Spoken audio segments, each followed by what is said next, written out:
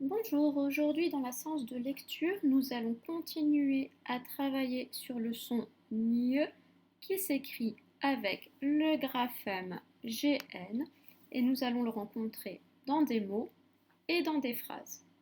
Alors, avant de commencer la nouvelle séance, tout d'abord nous allons rappeler ce que nous avons appris hier. Donc hier, nous avons vu que ce graphème GN produit le son NIE comme dans champignon. Et nous avions également vu le geste de ce son. Donc on a dit qu'on met le doigt par au-dessus de son nez et avec le bout du doigt, on pince une narine. Donc voilà ce que nous avions dit hier. Aujourd'hui, pour commencer, on travaille d'abord sur les petits rituels. Donc deux rituels, une dictée de syllabes, puis une dictée de mots. Alors là, il y a deux possibilités. Si on est à la maison, on peut le faire sur cuisinière. J'ai donné les codes d'exercice. Pour les enfants qui sont en classe, vous écoutez bien, on va tout de suite faire cette dictée de syllabes.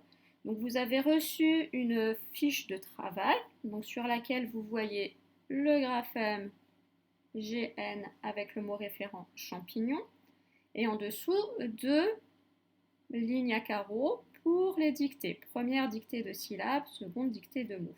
Donc on va commencer ici tout de suite avec la dictée de syllabes. On prépare son crayon et on y va. Première syllabe, donc on se place ici, dictée de syllabes sur le haut de la fiche. Première syllabe, nion. Nion. Allez-y, vous écrivez sur la fiche, on le fait directement.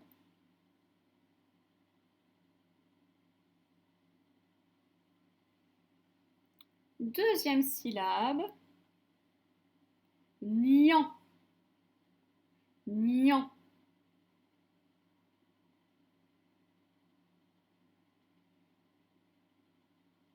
Troisième syllabe, noir. Noir.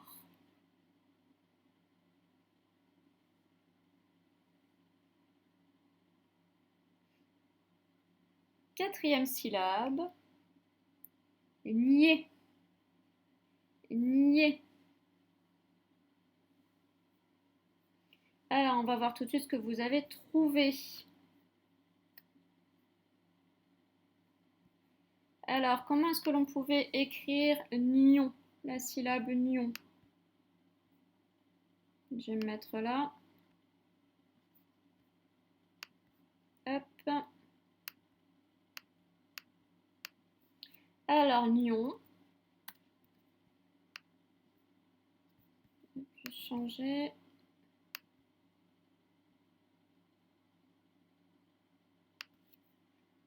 G, N pour le ni, on, O-N. On aurait aussi pu mettre le O-M, si on veut. Ça fait on aussi. Ça aurait pu fonctionner. Ok. Deuxième syllabe. Nian. Donc toujours notre ni. Et les en, on en connaît plein. A-N.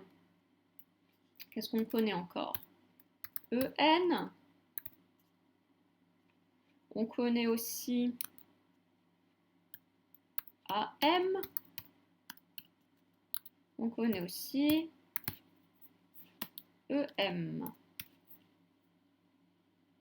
Voilà plusieurs possibilités pour écrire la syllabe nian.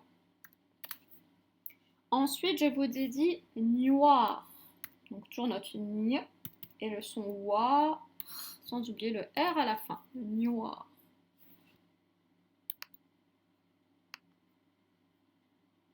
Ok.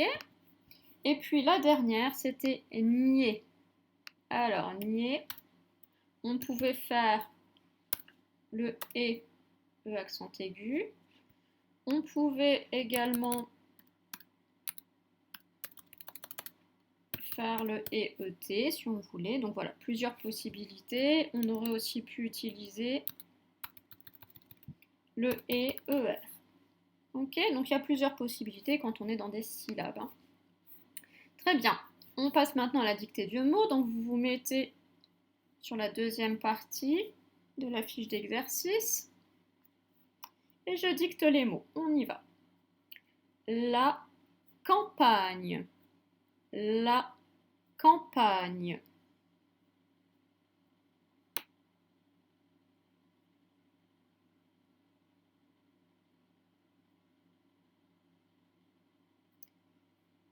Passe au mot suivant.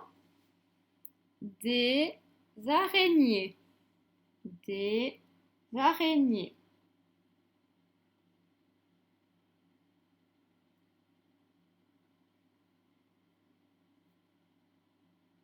Dernier mot.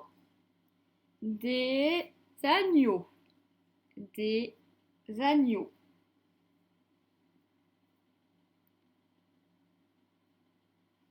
Je répète tous les mots. Premier mot, c'était la campagne. La campagne.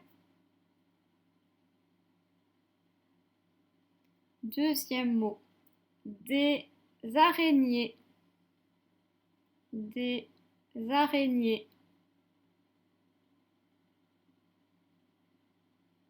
Et troisième mot, c'était des agneaux. Des agneaux. Alors, voyons tout de suite la correction de cette dictée de mots. Donc là, on est sur des mots qui existent. Hein. Donc là, je ne peux pas faire de fantaisie à choisir le graphème que je veux, par exemple, pour faire le en, le ou. Là, il n'y a pas plusieurs possibilités pour faire le on, c'est un seul on. Hein. Quand le mot existe, il n'a qu'une écriture possible. Premier mot, c'était la, donc le petit mot outil là qu'on connaît bien. Campagne. Donc voilà comment ça s'écrivait, la campagne. Le deuxième mot, c'était des araignées. Alors le z qu'on entend, c'est la liaison hein, entre le s du mot outil des, du déterminant des, et le mot araignée. Qu'est-ce qu'il fallait bien voir sur ce mot araignée? À quoi il fallait vraiment faire très attention? Au S à la fin, parce que mon déterminant D me dit qu'il y en a plusieurs. Et quand il y en a plusieurs, à la fin du nom, le nom qui va avec ce déterminant D, c'était araignée, à la fin du nom, je dois mettre un S. Donc, il fallait faire bien attention à ça. Et puis le dernier, des agneaux. Pareil, il y a plusieurs agneaux. Agneau, ça finit par par le son O qui s'écrit E-A-U. Donc là, la petite particularité, c'était que à la fin, on met un X. Quelque chose qu'on avait vu quand on a travaillé sur le son O et sur ce graphème E-A-U, on avait vu qu'au pluriel, quand il y en a plusieurs, au pluriel, on n'a non pas un S là, mais un X. Voilà, c'était les petites difficultés de ces deux mots-là. Ok, donc on a fini pour notre rituel de dictée de syllabes et de mots. Nous allons maintenant passer donc à la leçon d'aujourd'hui. Alors je vais vous expliquer tout ce que vous allez avoir à faire, donc vous regardez jusqu'à la fin et ensuite vous ferez le travail. La première chose que je vous demande, c'est de relire le je lis des mots. Vous relisez le je lis des mots. Ensuite, on va s'intéresser à la petite partie en violet en dessous de ce je lis des mots. Alors, qu'est-ce qui est écrit dans cette partie? Il est écrit lieu, de points, campagne, montagne, ville. Alors, qu'est-ce que cela signifie? Vous avez une petite idée de ce que ça peut vouloir dire, ça? Lieu, de petits points, campagne, montagne, ville. Alors, en fait, la campagne, la montagne, la ville, ce sont des lieux, des endroits où on peut aller, des lieux. Donc ce mot lieu, là, ce lieu, ça va être une catégorie de mots. Donc derrière le mot lieu, on peut mettre campagne, montagne, ville. On pourrait aussi écrire un autre lieu, village. Ça irait aussi dans la catégorie des lieux. Il existe plusieurs catégories de mots, hein, il y en a d'autres. Donc là, on voit des mots qui sont dans la catégorie lieu, mais on a également des mots qui peuvent être dans la catégorie des personnes. Je vais vous écrire là des exemples d'autres catégories. Donc on pourrait faire une catégorie avec les personnes, on pourrait faire une catégorie animale, on pourrait faire une catégorie par exemple de mots qui représentent des objets. Alors justement, c'est ce que je vais vous demander de faire. Je vais vous demander, à partir de la liste de mots du livre Calimo, donc cette liste-là que vous allez avoir relue, je vais vous demander ensuite de compléter le petit tableau qui est toujours sur la même fiche d'exercice, le petit tableau des catégories de mots. Vous avez déjà l'exemple qui est fait avec les lieux, donc un lieu, qu'est-ce que ça peut être? La campagne, la montagne, la ville, c'est ce que l'on vient de faire. Et vous, vous allez devoir trouver des mots que je pourrais ranger dans la catégorie animal. Donc, si je prends cette liste de mots, quel mot est-ce que je pourrais recopier dans la catégorie animal? Quel mot correspond ici à un animal? Donc, je vous laisserai y réfléchir, compléter, chercher des mots d'animaux pour pouvoir remplir la catégorie animal, comme ici on a rempli déjà la catégorie des lieux. Ok? Vous enverrez bien sûr la correction, vous pourrez ensuite corriger avec votre stylo vert la fiche quand tout est terminé. Les adjectifs, deuxième travail. Vous avez ici des noms. La ligne, la montagne, l'araignée et le cygne. Donc ça, c'est quelque chose, on va pouvoir le faire là tout de suite tous ensemble. Donc, je vous demande de trouver des adjectifs qui vont pouvoir compléter ces noms. Alors, l'adjectif, c'est quoi? Qu'est-ce qu'on se souvient de quoi sur l'adjectif? On en a parlé. On a dit qu'il servait à quoi? Réfléchir un petit peu.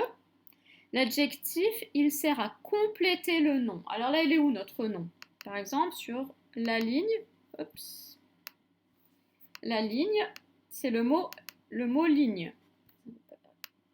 Ligne, c'est le nom. Là, le petit mot qui est devant, on a toujours un déterminant devant le nom. D'accord? Donc là, déterminant, nom, ligne. Alors par quoi est-ce que je peux compléter ce groupe-là? Déterminant et nom. La ligne. Comment est-ce qu'elle pourrait être ma ligne? Comment est-ce qu'elle peut être ma ligne? Un adjectif, c'est quelque chose qui va m'apporter des précisions sur le nom, me dire comment il est. Elle pourrait être droite, une ligne droite. Par exemple, si je trace au sol une ligne comme ça, elle peut être droite, par exemple. Donc droite, ça serait un adjectif. Je vais vous l'écrire, ça vous fait un exemple.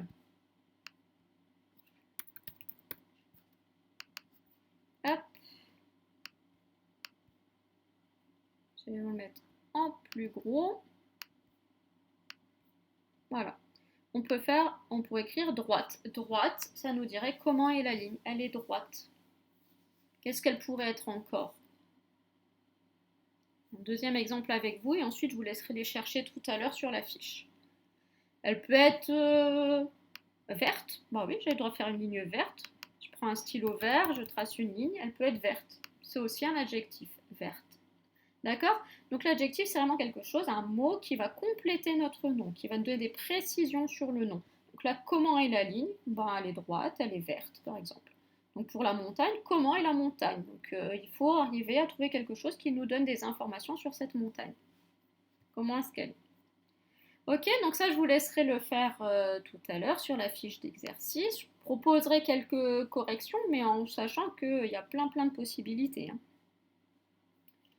Ensuite, la lecture du texte. Donc, on lit le texte et on se pose toujours les questions qui, quoi, où et quand. Pour savoir si on a bien compris le texte. Donc, il faut arriver à répondre à ces questions-là. Et enfin, je vous explique maintenant les exercices dans le fichier.